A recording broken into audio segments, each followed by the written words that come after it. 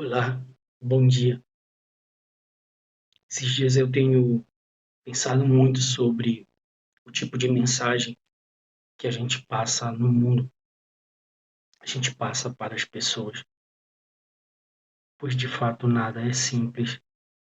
Mesmo as pequenas tarefas exigem um grau de articulação, um grau de entrega muito significativo. E quando você busca fazer as coisas certas, pelas razões certas, pelos motivos, né, que são certos, que eu confunde é o que a Bíblia diz de combater o bom combate. Às vezes me choca a lógica das coisas. Há pessoas que querem conquistar querem conquistar grandes realizações com um nível de empenho na sua vida profissional e na sua vida intelectual, um nível de empenho mínimo. Eu não sei que lógica sobrenatural é essa. Desculpem a minha voz não está muito boa. Às vezes fico chocado com algumas colocações, um nível de cognição que é feito, das arguições que são colocadas no nível do debate.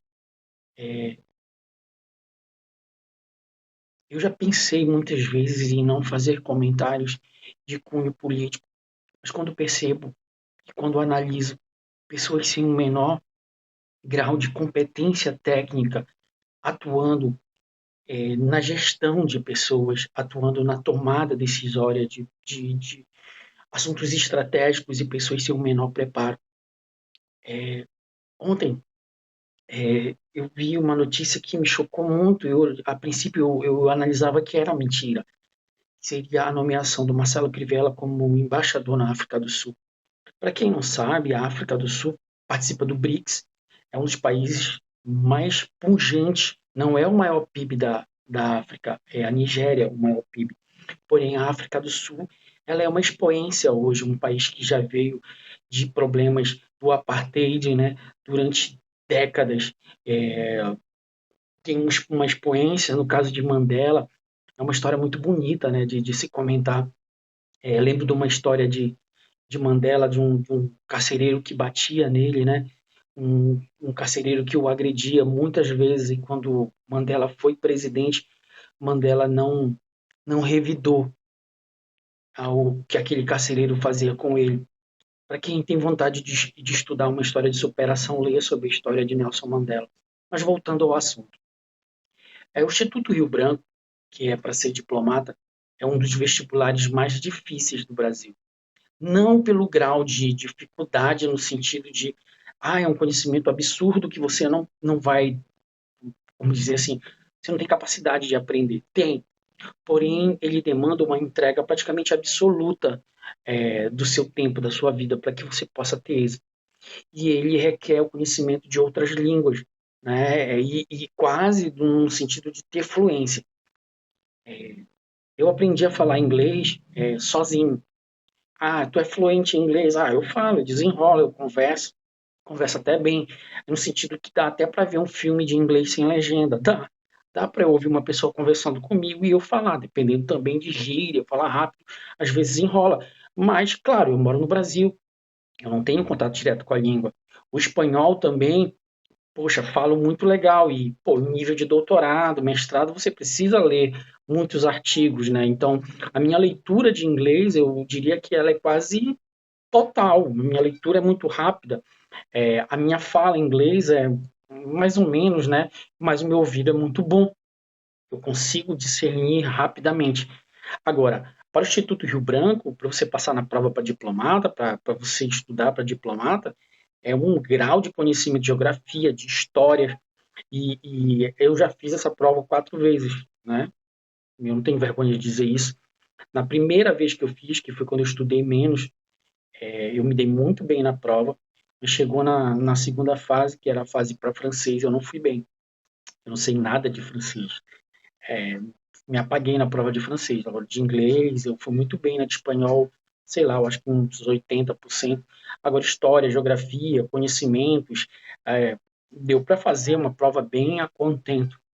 Mas por que eu estou contando essa análise para vocês? Você imagina que para você passar no Instituto Rio Branco, que é para ser diplomata, para estudar para ser diplomata, e quem sabe um dia ser um embaixador, é um grau de articulação cognitivo extremamente alto. É um grau de domínio, de conhecimento, de dedicação obsessiva. Há pessoas que me conhecem que se assustam com a minha personalidade quando eu falo que você tem que ser obsessivo. Aí dizem assim, cara, esse cara é meio doido. Acho que não se trata de ser doido, quando você tem atitudes que não são inerentes a ser doido. Mas quando você se dedica obsessivamente, aí essa palavra obsessão é ligada a uma patologia, talvez psicológica, não sei. Mas quando você quer algo obsessivamente, quando você busca obsessivamente obter resultados, você tem um acúmulo muito significativo de resultados daqueles que você se corre atrás. Então, para passar uma prova de diplomata do Instituto Rio Branco, você tem que ser muito cascudo. Tem que correr sangue nas veias mesmo e obsessão em busca de resultados. Falando claro, é o meu sonho. A outra prova muito interessante que eu citando com vocês é a prova para perito da PF, né? Eu tentei também algumas vezes e na primeira vez que eu não estudei nada, quase eu era recém-formado e eu passei na primeira fase. Aí, cara, assim, não deu liga, né? Aliás, eu não passei na primeira fase, eu fiquei classificado, só falando o português claro, né? Passou, não, fiquei classificado lá, só que outros critérios, pessoas ficaram. Então, e eu não tinha estudado nada, depois que eu estudei para as provas eu não consegui chegar. Isso eu falo sem motivo de vergonha nenhuma, isso eu encaro como normalidade. Como você passa numa prova dessa? Você tem que parar praticamente tudo que você faz na vida e você focar. Dificilmente você vai passar numa prova para diplomata, numa prova para um perito PF, estudando nas horas vagas. Tem que ser um ponto fora da curva muito significativo. Eu vejo pessoas falarem assim, eu quero passar em direito, numa federal, eu quero fazer medicina, e eu, pô, fico olhando para as pessoas, eu pergunto, quanto tempo você estuda? Não, eu estudo 1 hora, 2 horas, não vai passar. Se você não quiser mais que todo mundo, se você não quiser, não tiver vontade mais que todo mundo, nem entra na jogada. Nem entra. Eu lembro quando eu fazia doutorado, eu conheci pessoas com 27 anos que já eram doutoras. E eu me achava, eu fui doutor com 31, eu acho, 32. E eu via pessoas que com 27 anos e tu ia conversar com essas pessoas, um nível de cognição extremamente fora da curva. E te faz bem, porque tu é impelido a crescer. Bem, voltando ao assunto. Aí o presidente da República vem, vai nomear Marcelo Crivella como embaixador na África do Sul. Com todo respeito ao pastor, já morou algum tempo na sua função de pastor lá na África, mas com todo respeito, isso é um profundo desrespeito a todo aquele que estuda o quadro funcional do Instituto Rio Branco, a todas as pessoas que se dedicam grandemente. Eu duvido que um pastor desse tenha um acúmulo de conhecimento cognitivo significativo maior do que o quadro que lá está, o quadro funcional.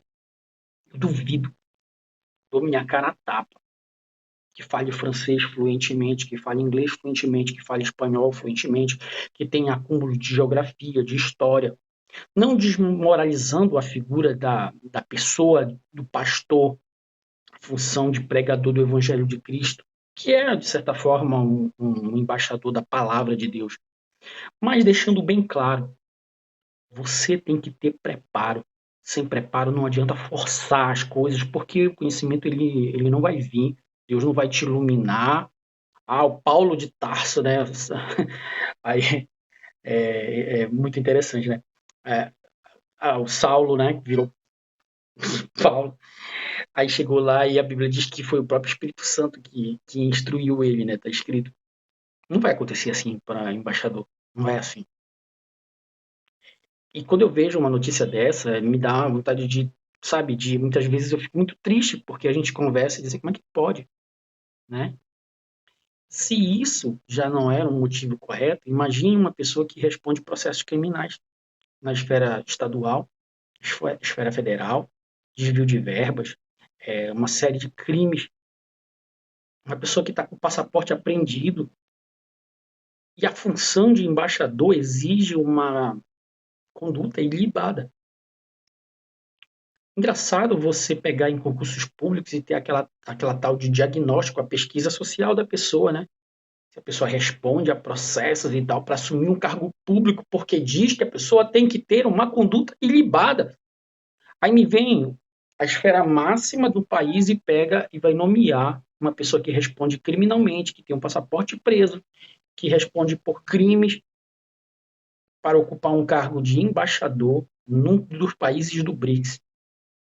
E todo mundo fica calado, porque acha que isso é uma conduta normal. Talvez seja por isso que não há emprego para todas as pessoas. Talvez seja por isso que você é humilhado por pessoas que não têm capacidade técnica, que estudaram mais do que você, e você acha que isso é um funil social normal, e não é. É um contexto ideológico, filosófico, excludente, bestial, pejorativo, que trata o pobre, o filho de pobre, aquele que estuda. Quando eu faço questão de dizer filho de pobre, por quê? Porque é aquele que rema contra a maré para chegar em um grau de articulação, um grau de domínio social que é extremamente difícil.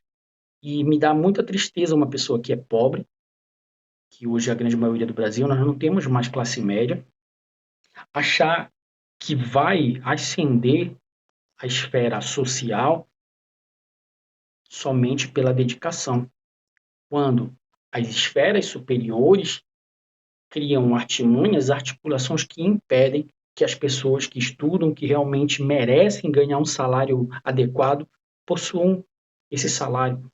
É de extrema tristeza você ver um senador da República falar tanta bobagem. Ontem eu vi um senador falar do RNA. Eu falei, nossa, vai falar de produção de fita transportadora de aminoácidos, vai falar de proteína, vai explicar proteicamente, né, no caso da formação de uma proteína, como o ribossomo, como o RNA ele atua, como o RNA vai atuar no transporte, né, de aminoácidos. Aí chegou lá e falou uma bobagem, calou a boca. É triste você ver que um cara daquele ganha um salário de, se eu não me engano, é R$ 38.000, mais verba de paletó, verba disso, verba daquilo. Quando você vai ver, um gabinete daquele gira em torno de mais de R$ 200.000 mês para o erário público. Aí eu pergunto a você, de quem é a culpa? A culpa é nossa. A culpa é nossa de nós acharmos, a culpa é nossa de nós acharmos que eu vou ser isento, vou seguir meu trabalho, vou ganhando meu salário, e isso é uma resolução espontânea dos problemas, não é? Saiu ontem ou antes de ontem 0,85, que foi a ponderação para a inflação. Ninguém falou nada, talvez ninguém entenda. Pega 0,85 e multiplica por 12, você vai ver qual é a inflação. Aí depois você vai entender porque seu dinheiro não dá para nada, né? Você vai entender porque você trabalha de forma obsessiva, você tem que trabalhar, você trabalha doente, seu dinheiro não dá para nada. Porque você vai comprar um bem que custa 8.000, 9.000 reais, se você for financiar, você vai pagar 20. E você acha que isso é correto, e na verdade isso é um roubo. Somente existe uns 5% de dinheiro papel, moeda. O resto, se eu não me engano, 95%, eu tenho que dizer o número certo, ele é um dinheiro que não existe, ele é um número. E o que é que os bancos que dominam o país hoje fazem? Eles criam dinheiro na forma de juros, ou seja, um dinheiro que não existe, eles criam dinheiro. E você bate palmas. Entenda que no mundo atual não basta você estudar. No mundo atual não basta você ser uma pessoa extremamente plugada, inteligente, focada. Se você não brigar pelos seus direitos, se você não brigar pelas coisas certas, pelas razões certas, pelos motivos certos, na hora certas, se você não combater um bom combate, Se você ficar com essa cultura do sextou, tá pago, né? A cultura de, eu tenho a comida na minha casa, meus filhos estão estudando, tá tudo bem. Mas tá tudo bem até quando? A gente não vive numa ilha. A gente não vive num contexto social que é só a nossa família. Isso vai em confronto a toda a palavra do Cristo. E eu falo de Cristo porque eu acredito em Cristo. A nós acharmos que viver é o conceito principal da nossa vida e nós olharmos. Eu vi uma pessoa falar outro dia assim: estão várias pessoas na sala, por exemplo, 5 pessoas na sala, um exemplo hipotético. Quantos rostos eu vejo? Eu vejo 4. Quem é o quinto? É o meu. Por que eu não vejo o meu rosto? Porque nós fomos criados para olhar o outro. E isso é verdade. A partir do momento que eu acho que o meu trabalho, eu ganho o meu dinheiro, eu ganho a minha vida, e eu acho que isso é suficiente para mim, eu posso estar negando o futuro de uma pessoa. Eu posso estar negando o acesso ao futuro de uma pessoa. E nós somos acostumados a sermos tratados de forma errada, nos tratarem mal. E eu não me importo com críticas. Eu vivo dos contrários, eu vivo com ciência.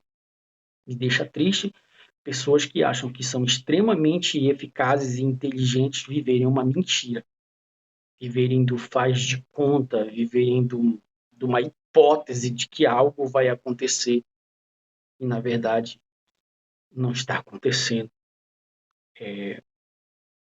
Aos que vivem no negacionismo, né? Aos que vivem na ajuda providencial, esquecem que o assistencial foi fundado por Cristo. Jesus, quando subiu ao monte, Yeshua, né? Que nem é o nome, Jesus não existe, é uma invenção, uma criação. O nome dele era Yeshua. Quando ele subiu ao monte, ele dividia. Ele dividiu o pão, ele partiu o pão, ele partiu, ele deu o vinho, distribuiu o vinho, ele partiu o pão, ele dava o peixe, né? Ele distribuiu o pão, o peixe. Jesus distribuía, Jesus não recebia. É assustador a cultura da meritocracia sem mérito. Vivemos que o essencial virou secundário e o secundário virou essencial. Para os que me acompanham no meu canal, eu vou estrear uma série sobre alimentos. E a primeira será o alho, depois falarei sobre o feijão, falarei sobre refrigerantes, falarei sobre o açúcar, né? Falarei sobre alguns por sal e vou trazer viés científicos na discussão, um estudo dos alimentos, que eu acho que é um tema bem interessante, algo tão difícil, né, como nós estamos passando hoje. Um beijo no coração de todos e vamos acordar para a luta. O momento é muito excepcional. Um abraço.